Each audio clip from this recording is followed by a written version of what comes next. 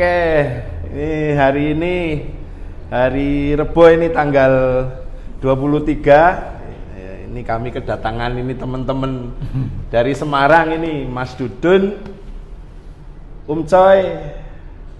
Gimana Mas? Dari Semarang jam berapa ini Mas Dudun ini? Ya santai. Oke, terima kasih nih udah datang ke sini. Kita ngobrol-ngobrol aja ya Mas. Iya ngobrol-ngobrol. Nah, ini menarik sekali soalnya ada tahu, ini kan khas Tegal kabeh kayak. Ya.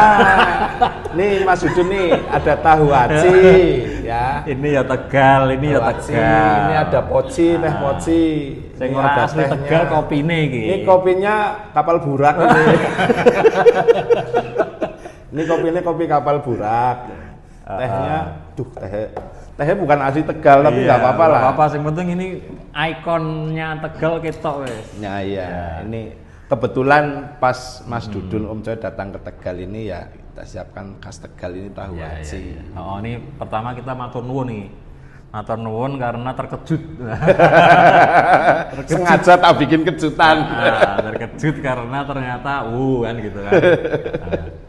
Intinya kita pengen ngobrol aja. Memang ini kita tuh keliling-keliling lah ya. Keliling-keliling ke cabang dinas 12 cabang dinas. Ini wes kopi roh ya? Ke 10. Ya ke 10. 10 tinggal 2 lagi. Urutan ke 10.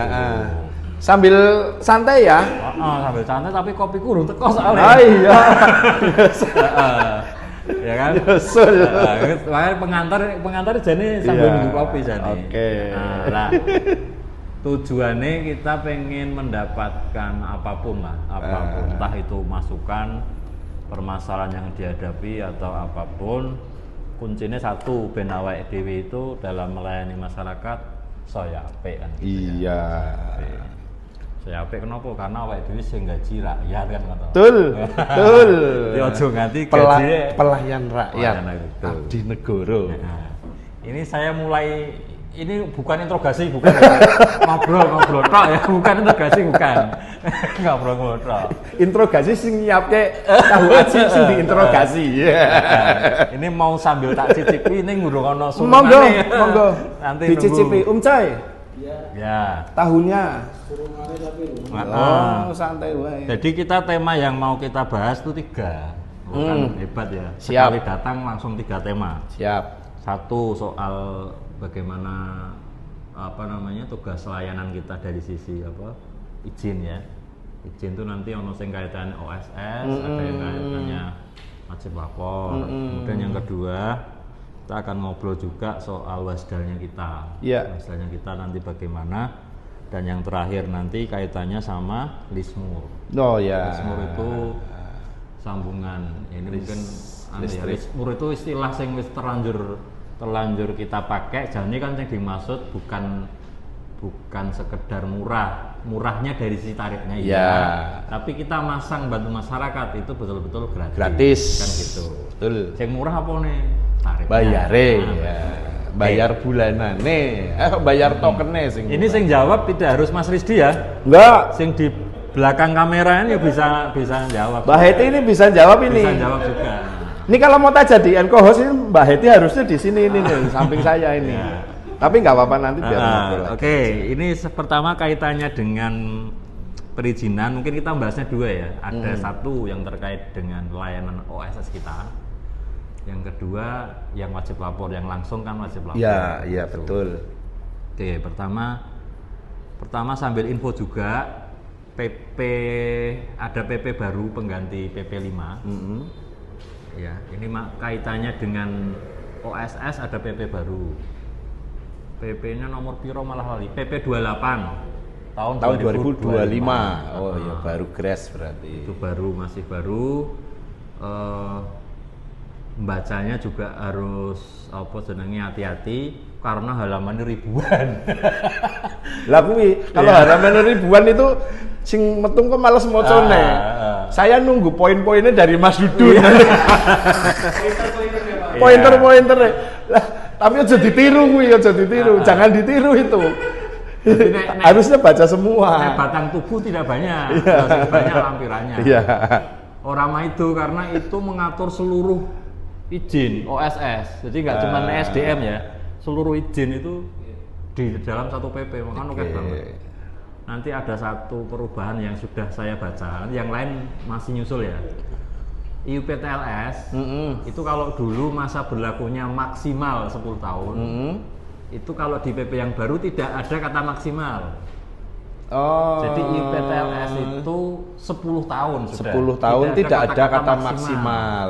Berarti semua yang diterbitkan ya 10 tahun. Benar. Berarti nanti pasca berlakunya PP ini berarti semua IUPTLS akan berlaku 10 tahun. Ini nggak ada lagi yang di bawah 10 tahun. Karena sudah hilang, kata maksimalnya hilang. Iya. Kalau di PP sebelumnya masih ada kata maksimal 10 tahun. Sekarang 10 tahun. Oke, itu ya. Sejak PP itu ditetapkan berarti. Tanggalnya saya lupa, nanti dicek ya. Berarti itu pokoknya tahunnya 2025. Yang jelas tahun ini setelah ini kita sudah tahu berlaku. PP-nya, berarti langsung 10 tahun. Jadi nggak usah mikir kurang tahun langsung 10 gitu. Kalau ini kan justru kata maksimal itu kita mendadak mikir kan, maksimal atau berapa melihat kondisi. Kalau ini sudah nggak ada kata maksimal.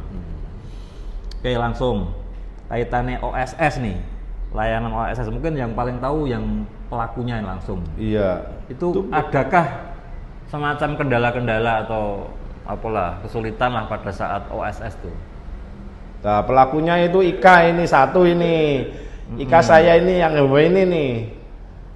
Mas Fatah ini. Tapi nanti kita bahas ya kaitannya dengan kendala-kendalanya apa nanti ya. OSS nanti coba di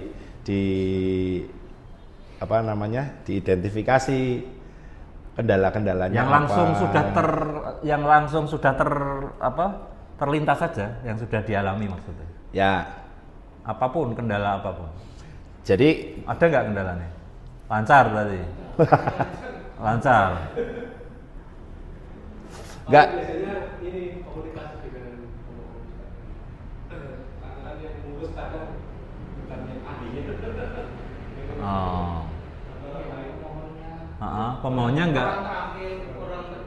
Pemohonnya nggak terlalu paham teknis gitu maksudnya, mungkin gitu ya.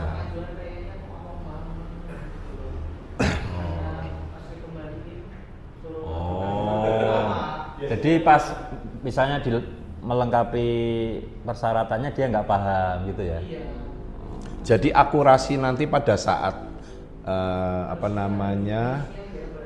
akurasi yang terkait dengan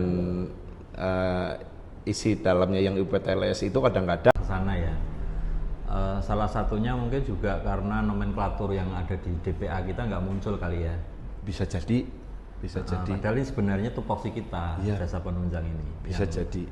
Nah, karena nomenklatur kita kan cuma pakai satu nomenklatur, tapi untuk semuanya ini, untuk IUPTLS, untuk wajib lapor dan sama untuk IJPTR, satu nomenklatur. Nah, nanti ini PR kami lah untuk komunikasi ke perencanaan gitu ya. Oke.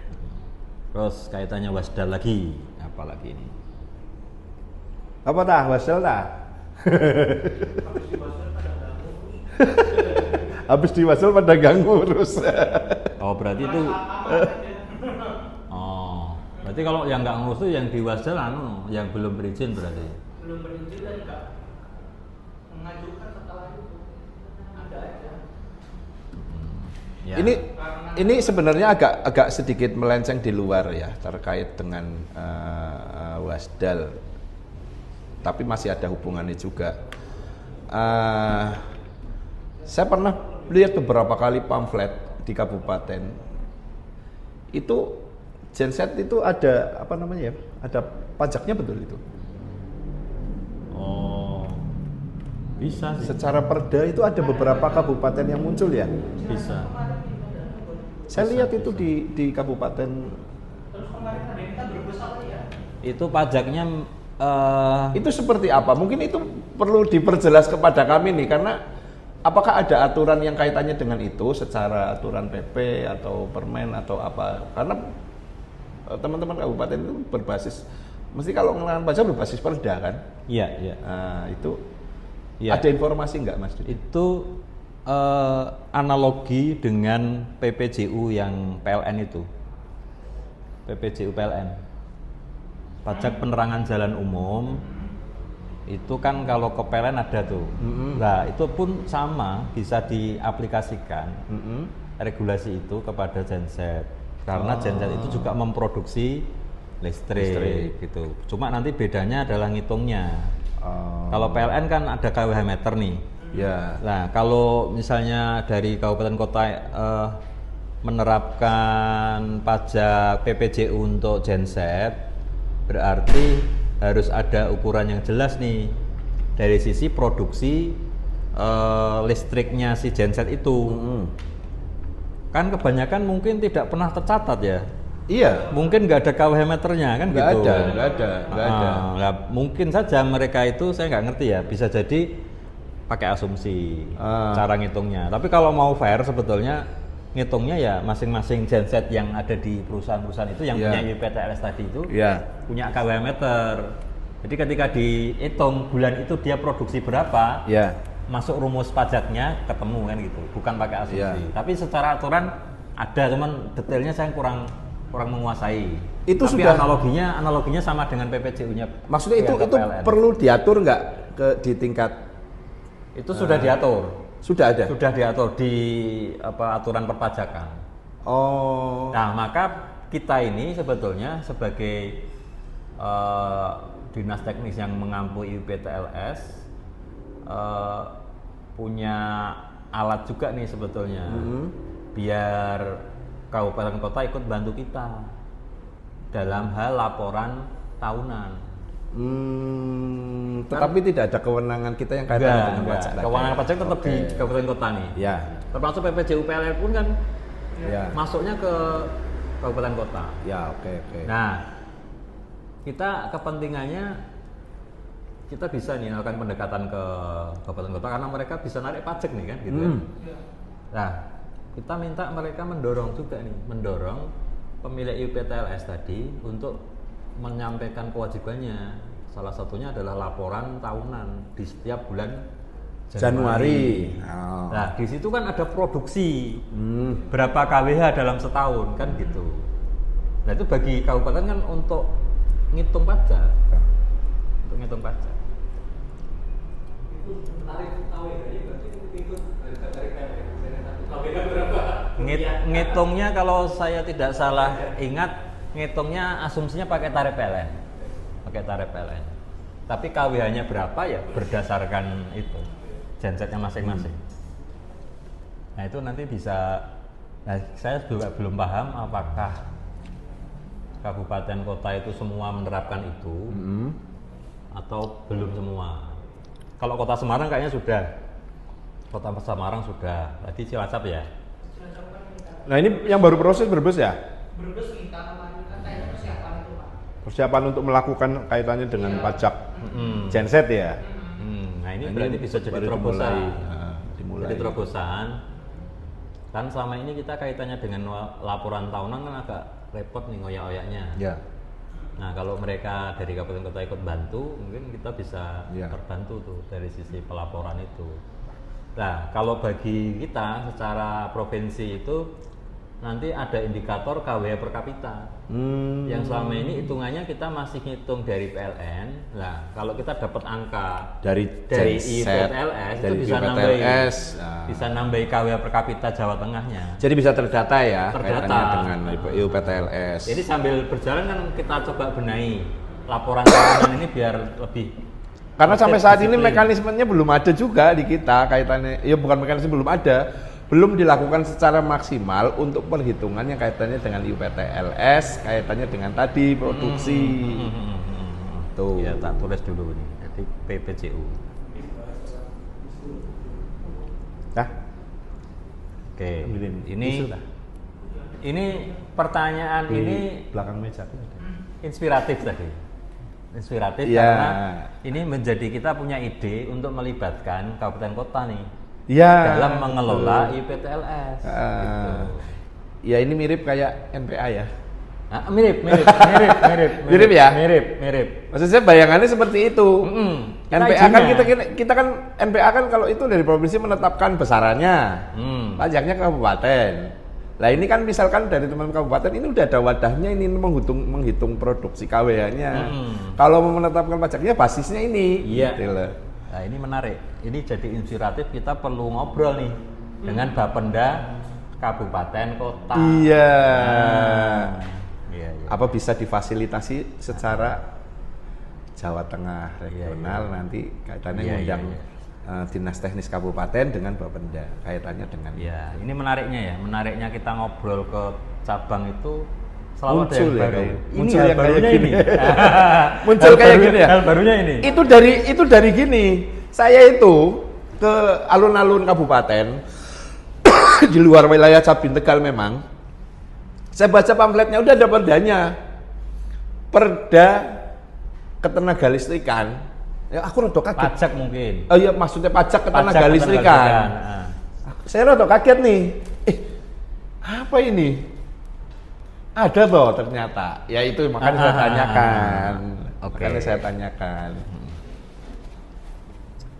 Kameranya panas orang. Aman ya, aman. Aman. Apel korowak. Apel korowak. Aman. Oke, ini terobosan hari ini yang kita peroleh ilmunya ini tadi. Ini sudah lama tapi nggak kepikiran. Ya. Oke. Ini menarik karena bisa kita kaitkan dengan tupoksi kita. Ya. Iya, menarik. Ini nanti bisa jadi membantu kita nanti. Kan kalau tangan kita dorong semua IUPTL juga agak berat ya. Betul. Kalau dibantu kabupaten mungkin lebih. Ya kaitannya dengan kewenangan masing-masing lah kalau kabupaten, tetapi ada sinerginya. Objeknya kan sama. Betul. Objeknya sama. Oke, cukup ya Wasdal kita ya. Wasdal cukup ya, nggak ada lagi yang perlu dibahas ya lah kaitannya dengan Wasdal karena ini adalah mengkaji juknis kita. Gitu maksudnya masukannya terkait ini kan belum diatur nih di juknis kan. Jadi ini evaluasi juknis nanti kira-kira. Ini bisa kita bicarakan bersama. Bukti apa sih yang bisa kita munculkan? Ya. Selain kertas kerja tadi. Iya, sama satu lembar lampiran kan bisa di print itu ya. Tetapi kan itu hanya satu lembar kertas. Nggak ada legalisasi apapun. Nggak ada tanda tangan apapun. Nggak ada. Iya. Jadi kalau nanti misalkan ditanyakan ya kaitannya dengan rekomendasi atau persetujuan yang dikeluarkan SDM itu mana hitam jadi di memang atas putihnya. Ini secara sistem kita tidak dikasih ruang gitu ya. Semacam dinas teknis itu ikut menjadi back office-nya PTSP. Jadi kita satu tim ya. Satu tim dengan PTSP. Semacam itu konsepnya kira-kira kalau kita memahami sistem OSS gitu. Jadi dianggap bukan entitas yang beda nih antara PTSP dan dinas teknis. Tetapi kita sebagai dinas teknis mungkin perlu tadi pegangan untuk kita sendiri sebenarnya. Betul. Tidak untuk dipublish ya. Tapi untuk pegangan kita pegangan kita bahwa ini loh. Dari pihak pengelola ASS dalam hal ini kan PTSP ya. Nah PTSP itu kadang-kadang seperti tadi kita juga kan dari PTSP juga menelaah ya. Itu kadang juga mengembalikan mengembalikan ke pemohon, tidak bisa diproses, mengembalikan sebelum sampai kajiannya ke kita ya. Itu juga berapa kali terjadi. Itu yang kemarin itu ada beberapa itu dikembalikan oleh catatannya itu ada di PTSP. Dikembalikannya kenapa? Yang tahu PTSP maksudnya. Pemohon. PTSP sama pemohon. Nah, cuman memang kadang-kadang pada saat di section yang itu, kadang-kadang pemohonnya ke kita. Di-upload di OSS tetap itu salah lagi. Iya, itu. Iya. Itu sering terjadi seperti itu. Ada nggak poin-poin maksudnya yang sering mereka nggak paham apanya? Misalnya kayak kemarin itu yang rata-rata pendukung sama utama gitu kualifikasi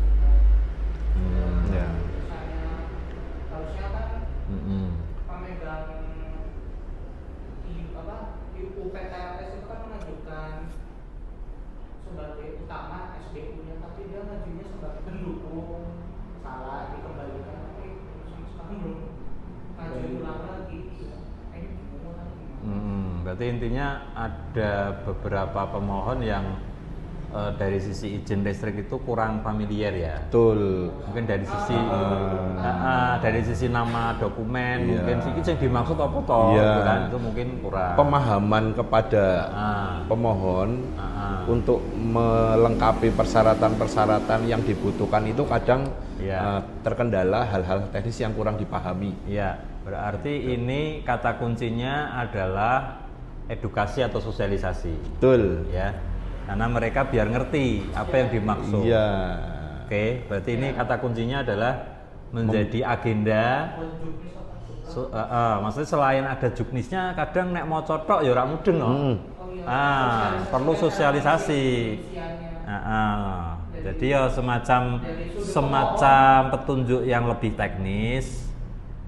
Ya, kemudian juga perlu adanya semacam sosialisasi, gitu ya. Oke. Terus lagi terkait OSS-nya, sistemnya sendiri ada masalah nggak? Jadi dari DT Jateng. Terus tadi waktu konfirmasi datanya ada kakaknya. Ada kakaknya. Nomor kakak. Ada nomor kakaknya. Jadi by DT Jateng itu di situ ada NIK, ada nomor kakak. Tetapi kemungkinan besar yang sudah terverifikasi kemarin itu hanya NIK-nya, nomor kakaknya belum. Jadi bisa jadi pada saat dilakukan verifikasi nomor kakak, itu akan ada updating di DT Jateng. Ada updatingnya bisa jadi ada nomor-nomor kakak yang tercantum di situ, nomor kakaknya tidak masuk, itu kan pasti keluar. Dari daftar pasti keluar. Nah itu masukannya perlu dilakukan updating nomor kakak di dalam DT Jateng. Itu satu tujuannya sebenarnya ya itu sih untuk mempermudah verifikasi ke PLN. Ya, karena butuh dua itu. Betul. Oke, bicara ke sini ya. Ini mungkin sambil kita mencari pola yang makin tepat seperti apa. Jadi kita bicara sambungan listrik ini kan sebenarnya bukan sebuah program yang berdiri sendiri ya. Ya. Bukan loh. Ini adalah program yang berkaitan erat sama pengentasan Kemiskinan. Ya. Di mana dinas teknis itu diminta untuk intervensi. Ya, Salah satu betul. komponen Ya. untuk mengangkat kondisi Istilahnya untuk kurang mampu tadi. Ya, menurunkan angka kemiskinan. Iya, kita di sisi intervensi aja. Iya. Bukan sebagai leading sector. Betul. Ya. Nah, tadi kalau kita bahas awal tadi bahwa kita memperhatikan berbagai prioritas yang diberikan, ada konvergensi, ada desa P3KE, iya, sama desa US dan lain-lain. Iya. Nah, mestinya kan yang begini ini bagi kita yang dinas teknis hanya menerima saja, menerima dalam arti mana sih yang harus kami intervensi, Iya. dan kapan, gitu ya. Betul. Dan ini memang barangkali perlu dibicarakan bareng-bareng Ya. dari sisi program pengentasan kemiskinan, karena kita nggak boleh sendiri. Komponen mereka untuk mengentaskan kemiskinan kan banyak ya, banyak item. Iya, listrik itu kan salah satu item saja. Ada rumahnya, Iya. ada mungkin jambannya, ada Iya. lantainya. Iya, RTLH lah ya. Sampai ke arah ke ekonominya. Ya. Jadi memang ini berkaitan erat dengan kebijakan kepala daerah, baik itu provinsi maupun kabupaten, dalam rangka mereka mengentaskan kemiskinan di wilayahnya. Betul. Nah, ini barangkali bisa diinisiasi juga di sini. Iya. Khususnya ketika bicara kabupaten kota, kalau bisa teman-teman kabupaten kota itu bantu kita dari sisi mana yang perlu kami intervensi. Ya. Bukan kita yang mencari, gitu kan? Ya. Supaya skenario-nya cocok tuh. Ya. bukan kita nggak mau nyari, tapi kalau kita nyari sendiri, khawatir nggak cocok nih dengan skenario yang diambil atau kebijakan yang diambil oleh daerah masing-masing kan begitu. Betul. Karena dulu kayaknya pernah kejadian nih. Jadi sebuah keluarga ini kita bantu sambungan listrik ya. Terus ternyata tahun berikutnya dibantu RTLH. Ya. Rumahnya Bongkar. Instalasinya dibongkar. Bongkar. Nah, Yang dipakai meteran itu. Nah, kan udah berabe lagi gitu kan gitu. Iya. Nah, ini contoh kasus saja. Iya. Jadi ketika masing-masing pengintervensi ini bergerak sendiri-sendiri, boleh jadi kejadian semacam ini Bisa terjadi. Iya. Tapi kalau ada leading sektornya, Iya. kemudian para pengintervensi itu pokoknya manut sama skenario besar, Iya. itu insya Allah mungkin lebih rapi, lebih tertata dan mungkin lebih signifikan naiknya. Iya. Pengentasannya itu lebih kerosok karena Betul. skenario-nya besar. Betul. Ini barangkali bisa jadi bahan diskusi dengan kabupaten kota. Harapannya justru mereka inilah yang bilang ke kita, Pak, tolong yang butuh itu ABCD. Iya. Nah, terus persepsi kita sebagai dinas teknis itu bukan hanya mengandalkan APBD. Yang penting kita tahu PR-nya dulu. Iya. PR-nya sewilayah itu sekian dengan prioritas menurut kepala daerah ABCD itu ini. Mana yang mau kita intervensi pakai APBD, mana yang ini belum. Kalau belum berarti kita bisa bantu juga nih fasilitasi. Mungkin dicarikan APBN atau mungkin CSR atau yang sumber yang lain. Ya, betul. PPPL lah. Jadi kayak misalnya contoh tadi, Budaiyah tadi, ya, harus nunggu APBD. Tapi mungkin bisa digolek ke CSR atau digolek ke BBBL misal gitu. Betul. Karena tugas kita ini ngewangi intervensi. Danane yo naik APBD provinsi KB yo. Ya. Ya. Bisa jadi. Bisa jadi. Tinggal nanti kebijakan gimana. Ini kita bisa CSR. Bisa jadi. Bisa jadi. Bisa jadi melibatkan usaha ya. Iya. Kemiskinan di daerah. Iya. Iya, bisa jadi. Bisa jadi. Jadi kita tidak terbatasi hanya APBD kan. Yang penting kita ini tahu, oh daerah itu butuh intervensi sekian rumah. Nah nanti tinggal kebijakan di kita yang perlu kita mungkin pikirkan, APBD ini akan menyasar prioritas mana dulu. Ya. Dari sekian mana yang paling urgent? Mana yang paling urgent yang akan diambil alih oleh APBD. Mana yang ini bisa sumber lain gitu kan. Nah ini perlu nah, inspirasinya adalah ini prioritasnya tadi. Ya. Terus yang 5 kemarin tuh jadinya bagaimana? Yang 5 metranya masih di depan. Oh ya, ya. Penyelesaiannya sudah sampai mana? Nah itu karena memang dari awal itu akan dipasangkan melalui dana desa. Jadi memang intervensi kita itu kita mendorong pada ULP untuk misalkan secara aturan ULP mendorong itu mekanisme pengembalian KWH meter, ya sudah kita ikuti, kita bantu seperti itu. Tetapi memang 5 itu sesuai dengan pembicaraan dengan Pak Kades itu akan dibantu melalui dana desa. Ya ada sumber lain.